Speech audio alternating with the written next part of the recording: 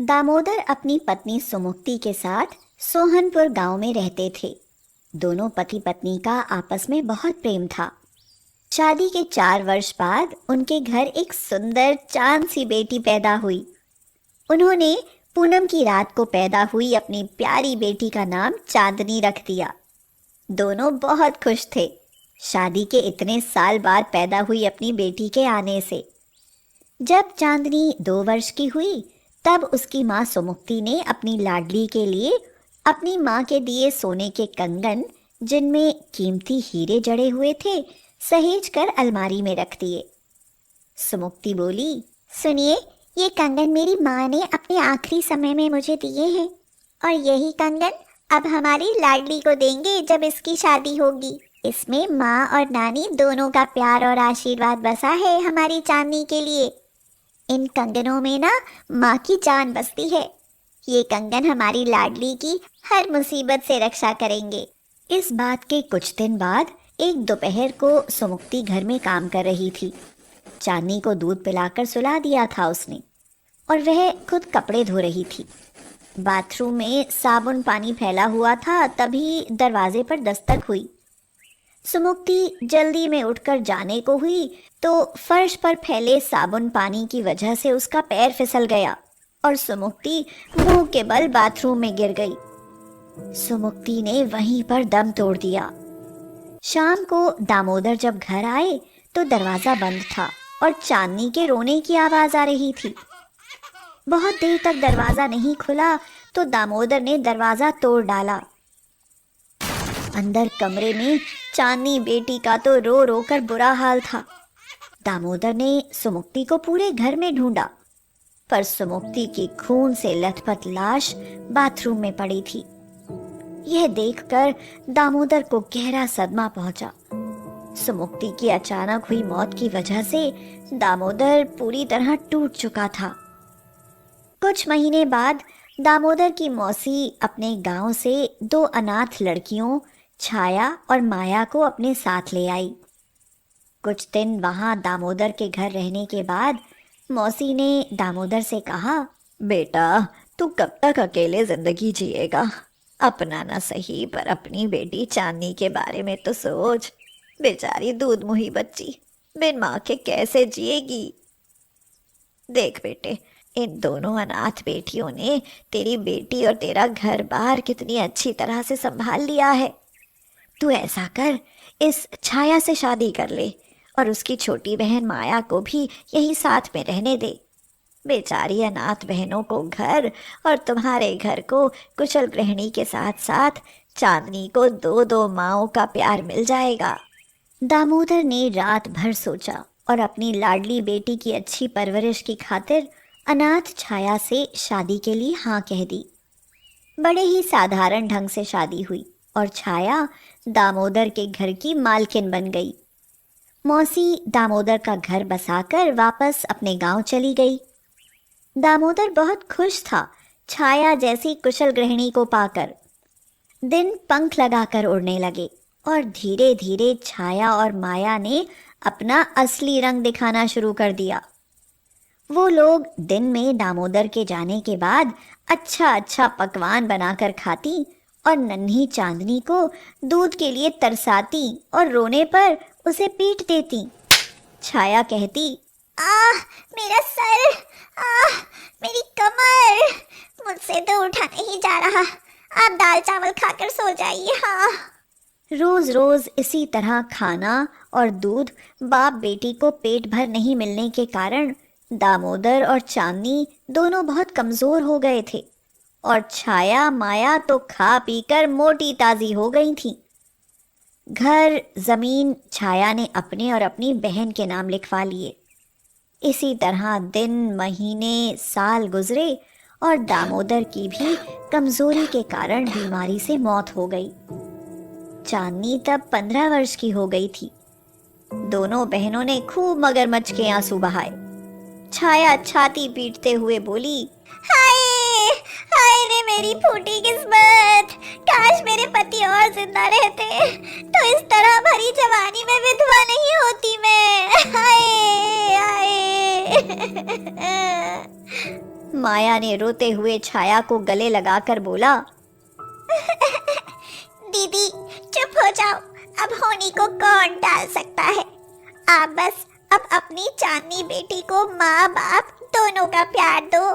सब मेहमान पड़ोसी वगैरह उनके आंसू और बातें देख सुनकर उनकी तारीफ करने लगे।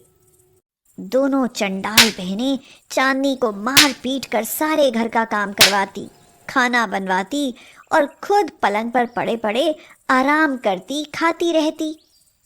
एक दिन चांदनी से सब्जी में मिर्च ज्यादा पड़ गई तो दोनों बहनों का गुस्सा 7वें आसमान पर चढ़ गया। दोनों बहनों ने आपस में बात करते हुए कहा, इस करमजली ने नाक में दम कर दिया है, इसका तो अब इलाज करना ही पड़ेगा। कहते हुए दोनों ने मिलकर चांदनी की जुबान पर आग से लाल हुआ चिमटा लगाकर उसकी जुबान जला डाली और खुश होती हुई माया बोली, आहा, अब किया है सही काम, इसको तो बचपन में ही गूंगी बना देना चाहिए था। फिर चांदनी की चोटी पकड़कर घुमाते हुए माया ने कहा, सुन रही, अगर अब तुझसे कोई गलती हुई ना तो तेरी आंखें फोड़कर सड़क पर भीख मांगे बिठा दूंगी, समझी। चांदनी की आवाज चली गई, वो गूंगी हो गई। बेचारी चांदनी बिल्कुल अकेली फंसकर रह गई। एक दिन छाया को पड़ोसन ने आकर बताया, गांव का जमींदार जो 60 वर्ष का है उसे शादी के लिए दुल्हन चाहिए, बदले में लड़की के परिवार को ढेर सारा जमीन और रुपया देगा। छाया माया के मन में लालच आया और उन्होंने 15 साल की चांदनी को मारा पीटा और धमका कर शादी के लिए राजी कर लिया। माया बोली, दीदी अगर ये सीधे से नहीं मानी तो इसके हाथ पैर तोड़कर घर से निकाल डालेंगे। चांदनी बेचारी सहम कर उनकी हर बात मानने को मजबूर हो गई। चांदनी की शादी वाले दिन अच्छे कपड़ों की तलाश करते हुए उन्हें चांदनी की माँ सुमुक्ति की अलमारी में साड़ियों के दराज में एक लाल कपड़े में बांध कर रखे हुए 2 हीरे जड़े सोने के कंगन मिले। ये वही कंगन थे जो सुमुक्ति ने चांदनी की शादी के लिए संभाल कर रखे थे।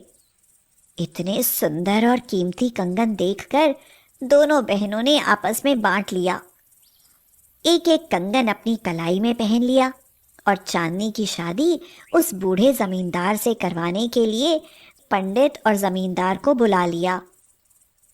जब दुल्हन बनी चांदनी के फेरे उस बूढ़े जमींदार के साथ शुरू होने लगे, तभी छाया और माया के हाथ में पहने कंगन में से सफेद तेज रोशनी निकली और वह रोशनी चांदनी की आंखों में समा गई। 15 साल की गूंगी चांदनी की आवाज किसी बूढ़ी औरत जैसे गूंजने लगी। उसने गरज कर कहा, रुक जाओ करमजलो, मेरी मासूम नातिन और मेरे सीधे साधे जमाई की जिंदगी जहन्नुम से बदतर बनाने वालियों, आज मैं तुम सबको हमेशा याद रखने वाला सबक सिखाऊंगी। कहते हुए चांदनी ने वहीं पड़ा डंडा उठाया। उसने डंडा उछाला और वो डंडा छाया, माया और बूढ़े जमींदार पर बिजली की तरह बरसने लगा। थोड़ी ही देर में वो तीनों लहूलुहान होकर चांदनी के पैरों पर गिर पड़े और माफी मांगने लगे। बूढ़ी आवाज फिर गूंजी, नहीं पापियों, तुमको तुम्हारे किए गुनाहों की सख्त से सख्त सजा मिलेगी। उसके बाद विवाह वेदी में जल रही लकड़ियां हवा में उड़ी और छाया, माया और दूल्हा बने जमींदार के मुंह में घुस गईं। उन तीनों की जुबानें जल गईं, उनकी आवाज बंद हो गई। फिर से बूढ़ी आवाज गूंजी, क्यों, अब मजा आया ना? मेरी मासूम नातिन पर बेइंतहा जुल्म करते रहे, अब भुगतो। जमींदार तो अपने पंडित के साथ वहां से अपना तामझाम लेकर भाग खड़ा हुआ, लेकिन छाया माया पर लगातार सोटे बरस रहे थे। वे दोनों अचेत होकर वहीं गिर पड़ी। तभी चांदनी ने उन दोनों पर अपने हाथ रखकर रोते हुए उन पर हो रहे प्रहार को रोकने की प्रार्थना की।